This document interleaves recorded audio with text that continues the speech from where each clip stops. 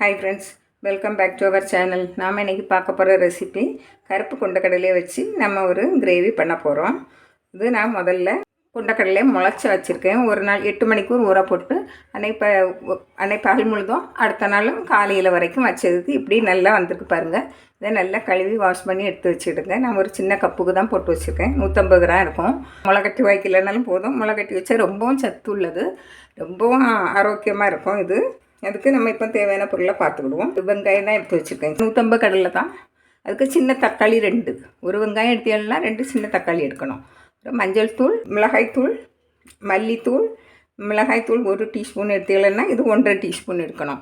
குழம்பு மசாலா தூள் இருந்தாக்கி 2 spoon போட்டிருக்குங்க. 2 table spoon போடுங்க. இது தாளிக்கு இதுக்கு பச்சை மிளகாய், சின்ன வெங்காயம், கொஞ்சமாக 2 டேபிள் ஸ்பூன் தேங்காய் துருவல், உப்பு. இது நம்ம வறுத்து அரைக்கிறதுக்கு இஞ்சி, பூண்டு 4 பல்லு பூண்டு எடுத்து வச்சுருக்கேன் பாருங்கள். இது கரம் மசாலா பாருங்கள். இது பெருஞ்சீரகம், ஒரு ஏலக்காய், கிராம்பு, பட்டை, கசகசா, இவ்வளோ தான் நம்மளுக்கு தேவை. கருவேப்பிலை, எண்ணெய், எல்லாம் இவ்வளோ தேவை. எப்படி பண்ணலான்னு பார்த்துருவோம். இதை குக்கரில் போட்டு உப்பும் போட்டு நல்லா வேக வச்சு எடுத்துருவோம்.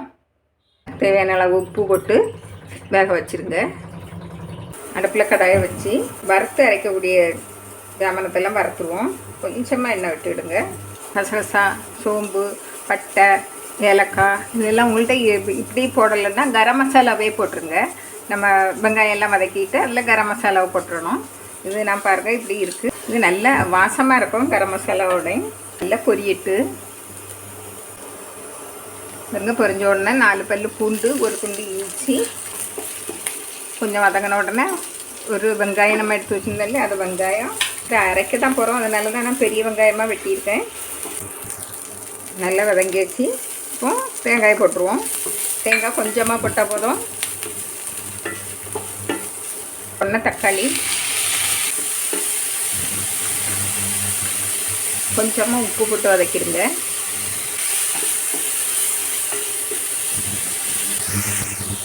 நல்லா கொஞ்சம் வதங்கிட்டு அந்த ஸ்பூனுக்கு தான் 1 ஸ்பூன் மிளகாய் பொடி எடுத்துருக்கேன். இதுக்கு தான் 1.5 ஸ்பூன் மல்லிப்பொடி எடுத்துருக்கேன். இல்லைன்னா இதுக்கு நீங்கள் 2 ஸ்பூன் குழம்பு மிளகாய்த்தூள் எடுத்துருங்க. பருப்பு சேர்க்காமல் அரைச்சி வச்சுருக்கோம் இல்லையா, அந்த குழம்பு மிளகாய்த்தூள் போட்டாச்சு. மல்லித்தூள் இது நான் தனித்தனியாக தான் போட்டிருக்கேன். நிறைய பேர்த்திட்ட குழம்பு மசாலா இருக்காது. நான் அந்த மல்லித்தூளில் நல்ல மிளகு, ஜீரகம் எல்லாம் போட்டு அரைச்சி வச்சுருக்கேன். அப்படியே உங்கள்கிட்ட இல்லைன்னா மல்லித்தூள், கொஞ்சம் ஜீரகத்தூள், நல்ல மிளகு எல்லாம் இதிலே போட்டு வறுத்துருங்க. கொஞ்சமாக மஞ்சள் தூள் போட்டு நல்லா மசாலாவோட பச்சை ஸ்மெல் போடுறது வரைக்கும் வதக்கி விட்டுருங்க. இப்போ இதை ஆற வச்சு நல்லா மிக்சியில் போட்டு பேஸ்ட் பண்ணி எடுத்துருவோம். அடுப்பில் கடாயை காய வச்சு எண்ணெய் விடுவோம்.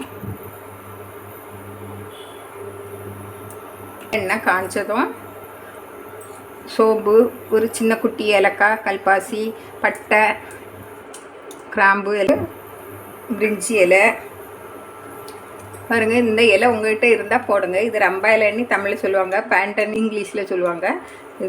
இதில் 2 போட்டுருங்க. இது நல்ல பிரியாணி ஸ்மெல் அடிக்கும், நல்ல மணமாக இருக்கும்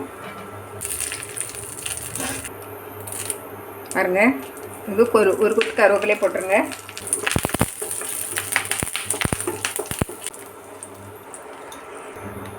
கொஞ்சமாக சின்ன வெங்காயம், ஒரு பச்சை மிளகாய் போட்டிருக்கேன். இதே நல்லா தாளித்து விட்டுருங்க. நான் நல்லெண்ணெய் விட்டுருக்கேன். நீங்களும் நல்லெண்ணெய் இல்லைன்னா கடலெண்ணெய் ஏதாவது விடுங்க, உங்களுக்கு இஷ்டம் உள்ள எண்ணெயை. இது கூட கொஞ்சமாக மஞ்சள் தூள். அந்த எண்ணெயில் மஞ்சள் தூள் போடுறதுனால நல்ல கலராக இருக்கும்.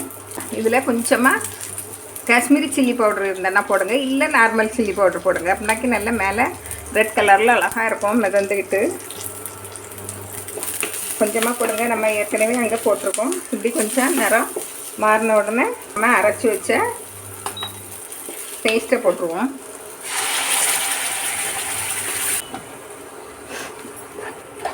ஒரு நிமிஷம் நல்லா வதக்கி விட்டுருவோம்.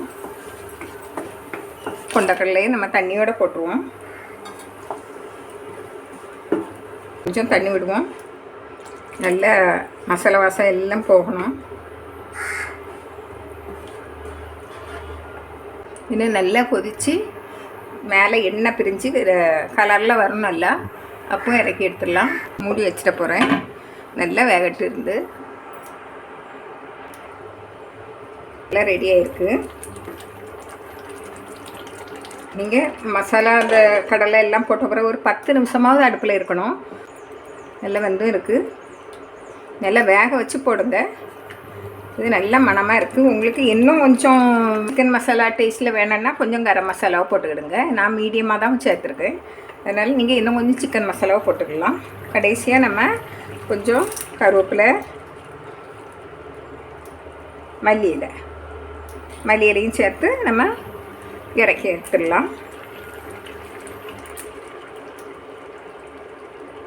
இது இப்போ ரொம்பவும் டேஸ்ட்டாக இருக்குது. நீங்கள் மசாலா எல்லாம் போட்ட பிறகு ஒரு 10 நிமிஷம் அடுப்பில் வச்சு இப்படி நல்லா கிளறி எடுத்துடுங்க. உங்களுக்கு குழம்பு பதத்தில் வேணுன்னா கொஞ்சம் தண்ணி விட்டுவிடுங்க. எனக்கு ஆப்பத்துக்கு தான், அதனால் இப்படியே போதும். இறக்கிறேன். கருப்பு கொண்டக்கடலை நாங்கள் மசாலா ரெடி ஆகிட்டு ரொம்ப ரொம்ப நல்ல மணமாகவும் ருசியாகவும் இருக்குது. நீங்களும் அதே இதில் நான் சொன்ன மெத்தட்லேயே பண்ணுங்கள். நீங்களும் இதை செய்து பாருங்கள். பிடிச்சிருந்தா லைக் பண்ணுங்கள், ஷேர் பண்ணுங்கள், மறக்காமல் சப்ஸ்கிரைப் பண்ணுங்கள். தேங்க்யூ.